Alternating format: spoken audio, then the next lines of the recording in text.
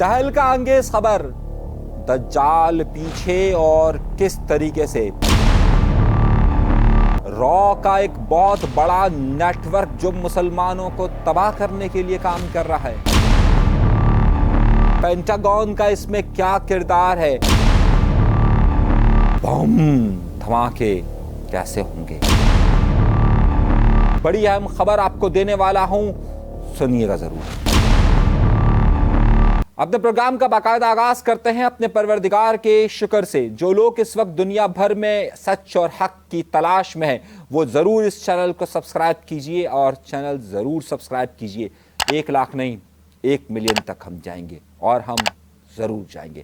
Subscribe ضرور کیجئے۔ آئیے پروگرام کے باقاعدہ آغاز کرتے ہیں۔ آپ کو تہلکہ انگیز خبر دے رہا ہوں۔ دجال، جس کا نام اسرائیل ہے، اس دجال نے جس طریقے سے تمام الیکٹرانکس آلات پر قبضہ کیا ہوا ہے، جس طریقے سے اس نے پوری دنیا کے لوگوں پہ موبائل نیٹ ورک سے لے کر ہر جدید چیز پر قبضہ کیا ہوا ہے۔ کیا آپ کو معلوم ہے کہ 17 ستمبر کو جو بیروت میں واکی ٹاکی اور پیجر پر حملے ہوئے تھے، اور جس طریقے سے لبنان کو تہس نہس کرنے کی بات ہوگی، جس طریقے سے حسن نصر اللہ کو شہید کیا گیا ہے، کیا آپ کو معلوم ہے کہ اس کے پیچھے کہیں کیا پینٹاگون اور را تو شامل نہیں ہے؟ جنوبی ایشیا یعنی انڈیا سے تعلق رکھنے والا ایک ایسے شخص کا نام آ رہا ہے جو صرف 1 سال کے اندر کروڑ پتی بن گیا، اور اس کروڑ پتی بننے کے پیچھے کیا یہی پیجر کا سارا کام موجود تھا؟ میں آپ کو وہ تفصیلات بتانے والا ہوں جسے سن کر آپ دہل سے جائیں گے، لیکن اس کو سننے کے ساتھ ساتھ گزارش آپ سے یہ ہے کہ چینل کو، اس ویڈیو کو آخر تک ضرور دیکھیے۔ آئیے بات کا آغاز کرتے ہیں۔ 17 ستمبر وہ تاریخ ترین دن کہلاتا ہے، بلکہ دنیا بھر میں وہ ہلا دینے والا دن کہلاتا ہے، جب لبنان کے اندر واکی ٹاکی، جب لبنان کے اندر پیجر، جب لبنان کے اندر موبائل پر ایک دم بلاسٹ ہوئے۔ سوال یہ پیدا ہوا کہ آخر یہ بارودی مواد کس نے رکھا تھا اور کیسے رکھا تھا؟ وہاں پر کہانی یہ سامنے آئی کہ یہ پیجر جس کمپنی سے خریدے گئے تھے، اس کمپنی کا تعلق، اپولو کا تعلق تائیوان کے ساتھ ہے۔ جب تائیوان کو معاملات کی گہرائی کے اندر جا کر دیکھا گیا تو معلوم یہ ہوا کہ اس کمپنی نے کہا کہ ہم نے ایک کانٹریکٹ بلغاریہ کی ایک کمپنی بیک کو دیا ہوا تھا۔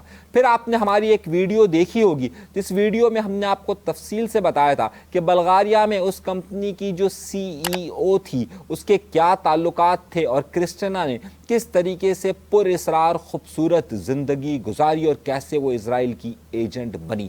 مگر اب کہانی نے لے لیا ہے میرے دوستوں، میرے بھائیوں، میرے بزرگوں، میرے نوجوانوں، ایک نیا ٹرن، اور وہ نیا ٹرن بہت ہی سنسنی خیز ہے۔ جس کمپنی کے بارے میں معلوم کیا جا رہا تھا، وہ کمپنی صرف 2 سال پہلے بنی ہے، اور وہ 2 سال پہلے کس نے بنائی ہے، اس کا تعلق کہاں پر آ کر ملتا ہے، یہ چونکا دینے والی اطلاع ہے۔ وہ کمپنی جہاں سے تعلق بنتی ہے، اس شخص کا نام ہے، سنیے گا اور بہت اہم بات، رینسن جوزے۔ اس کمپنی کا مالک کہا جاتا ہے رینسن جوزے۔ سنیے اور ذرا سمجھیے۔ کارروائی اسرائیل نے ڈالی، تعاون امریکہ کے لوگوں کا، حملہ لبنان کے مسلمانوں پر ہوتا ہے، اور لبنان سے یہ تعلق بنتا ہے۔ یہ مال کہاں سے آیا؟ تائیوان کی کمپنی کو ٹھیکا دیا گیا، تائیوان سے یہ معاملہ گیا ہنگری کی کمپنی کے پاس، ہنگری کی اس کمپنی کا معلوم ہوا کہ اس کا اصل مالک جو ہے، جس کرسٹینا کو CEO کہا جاتا تھا، اس کا اصل مالک جس کو ٹھیکا دیا گیا تھا، وہ کمپنی اس وقت ناروے کے ایک شہری کی ہے۔ ناروے کی پولیس اب سارے کان اور آنکھ کھلے رکھتی ہے، اس کی انٹیلیجنس ایجنسیز کام کرنا شروع کرتی ہے، اور معلوم یہ کرتی ہے کہ ناروے میں جس شخص کی یہ کمپنی ہے، در حقیقت وہ دوہری شہریت رکھتا ہے، اور وہ دوہری شہریت رکھنے کے ساتھ ساتھ وہ ناروے کی شہریت بھی رکھتا ہے، اور وہ انڈیا کا بھی شہری ہے۔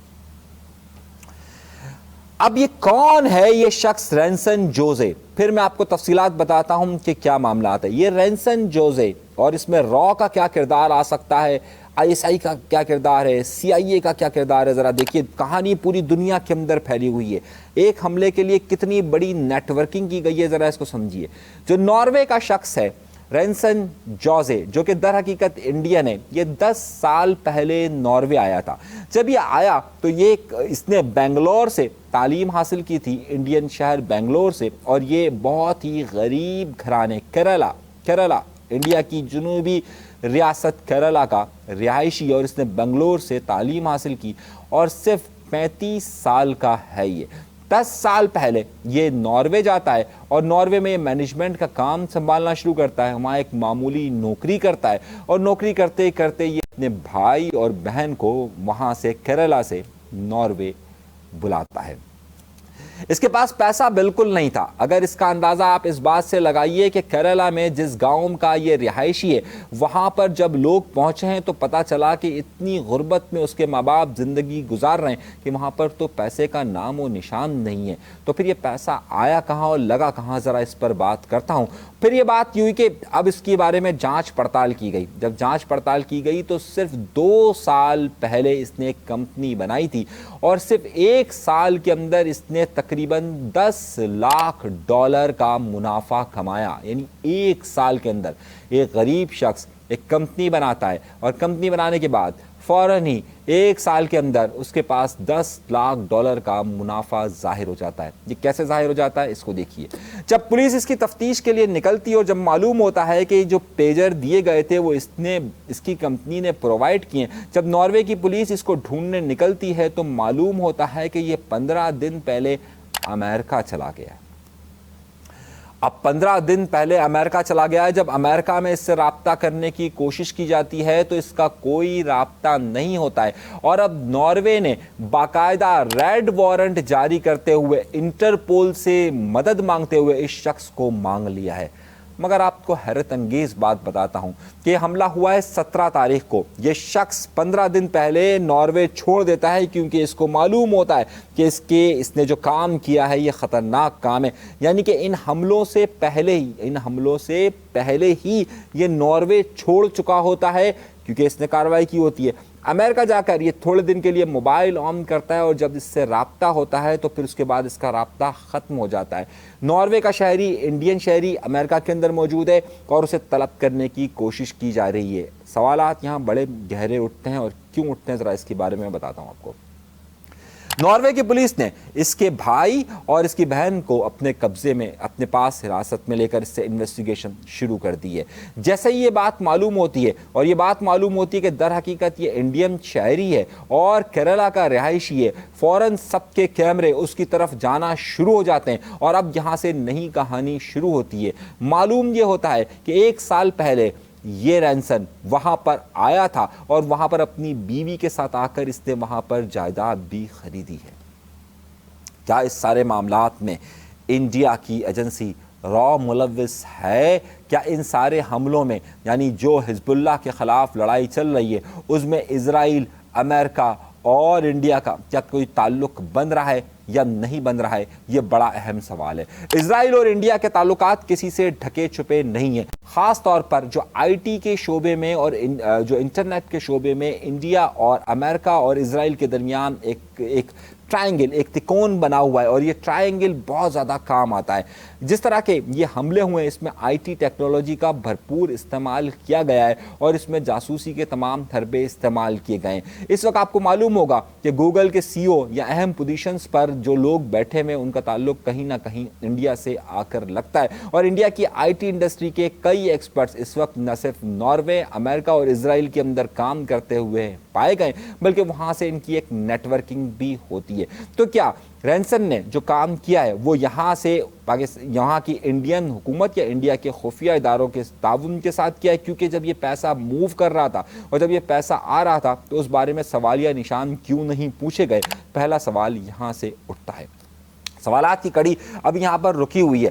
امریکہ کے اندر بندہ پہنچنے کے بعد غائب ہو جاتا ہے۔ امریکن خفیہ ادارے اور امریکہ کا CIA کا نیٹ ورک اس وقت اتنا مضبوط ہے کہ نہ صرف وہ موبائل سے آپ کو پہچان سکتے ہیں کہ آپ کہاں ہیں، بلکہ آپ کے چہرے کی شناخت کے ذریعے بھی آپ کو سیٹلائٹ کی مدد سے ڈھونڈا جا سکتا ہے۔ دنیا بھر کے ان تمام ڈیولپ کنٹریز کے اندر یہ ٹیکنالوجی موجود ہے کہ اگر آپ وہاں پر جاتے ہیں تو وہاں کے CCTV کیمرے ہر وقت آپ کو دیکھ رہے ہوتے ہیں، اور کوئی بھی مشکوک مشکوک شخص اگر وہاں سے گزرتا ہے تو اس کے چہرے کی آئیڈینٹیفیکیشن کے ذریعے یہ بات پتہ کر لی جاتی ہے کہ یہ شخص مشکوک ہے اور یہ شخص کہیں پر تلاش کی جا رہی ہے اس کی یا نہیں کی جا رہی ہے۔ امریکہ کے اندر بھی اس طرح کے سی سی ٹی وی کیمراز موجود ہیں جس کے ذریعے فوراً شناخت ہو سکتی ہے اور جس کے ذریعے پہچانا جا سکتا ہے، لیکن ریڈ وارنٹ جاری ہونے کے باوجود اور اس وقت پوری پروٹوکول، اس وقت جو ریڈ وارنٹ کے ساتھ ساتھ اس وقت جو انٹرپول سے رابطہ کیا گیا ہے پوری دنیا کے اندر جس طریقے سے اس کی تلاش کی جا رہی ہے، ایسے وقت میں ایک شخص امریکہ کے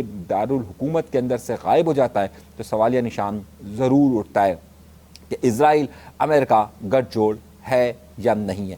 اطلاعات کے مطابق اس کے گھر والوں سے انویسٹیگیشن کی جا رہی ہے جو کہ انڈیا کے اندر موجود ہے۔ جس طرح میں نے آپ سے کہا کہ اس وقت آئی ٹی اور مینجمنٹ کے کئی کام ایسے ہیں کہ جو کہ نہ صرف اسرائیل کی حکومت اور انڈین کی خفیہ ادارے اور امریکہ ایک ساتھ کئی پروجیکٹس پر کام کرتے ہیں، جس کی مثال آپ کو اخبارات کی بہت ساری کٹنگس اور بہت ساری سوشل میڈیا پر آنے والی خبروں کے ساتھ مل سکتا ہے۔ تو کیا جو یہ جنگ جاری ہے اس کا اب پھیلاؤ بڑھتا جائے گا اور اس کے اندر جو اب لبنان کے اندر حسن نصر اللہ کی شہادت ہوئی ہے اس میں اب یہ بات واضح طور پر پہلے کھلے عام موجود تھی کہ اسرائیل اور امریکہ کا تعلق ہے اور اب یہ بات واضح طور پر سامنے آتی جا رہی ہے کہ وہاں پر انڈین شہریوں کی بھی موجودگی پائی جا رہی ہے۔ تو کیا اب انڈین شہریوں کی جو موجودگی موجود ہے اسے باقاعدہ وہاں کے اداروں کے ساتھ لنک کر دیکھا جائے اور اس خفیہ جنگ کے اندر کیا انڈیا کے صرف انڈیویجولز اس میں ملوث ہیں یا پھر باقاعدہ انڈیا کی ریاست اور خفیہ ادارے اس کے لیے کام کر رہے ہیں؟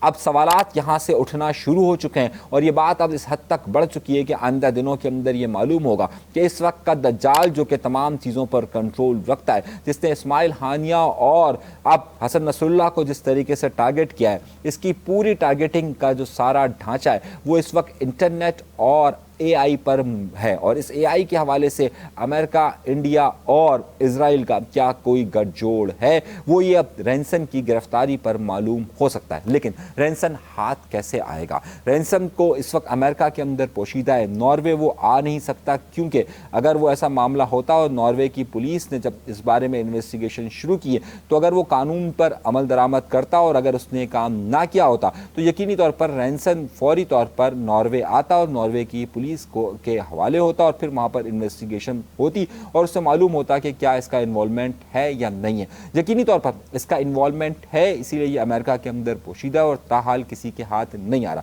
کیا اب امریکہ کی ریاست ایک آزادانہ جانچ کے لیے اس سارے معاملے میں تعاون کرتے ہوئے ناروے کو حوالے کرے گی یا پھر رینسن اپنے آبائی شہر اور اپنے آبائی ملک انڈیا میں آ چکا ہے اور وہاں پر کیا را اس کی نگرانی کر رہی ہے؟ یہ وہ سوال ہے جو ڈھونڈنا ہے۔ مزید تحقیقات کے لیے اور مزید تحقیقاتی رپورٹ ہم آپ کے سامنے پیش کریں گے۔ اگر آپ نے چینل سبسکرائب نہیں کیا تو سبسکرائب کا بٹن فوراً دبائیے۔ اجازت دیجیے، اللہ نے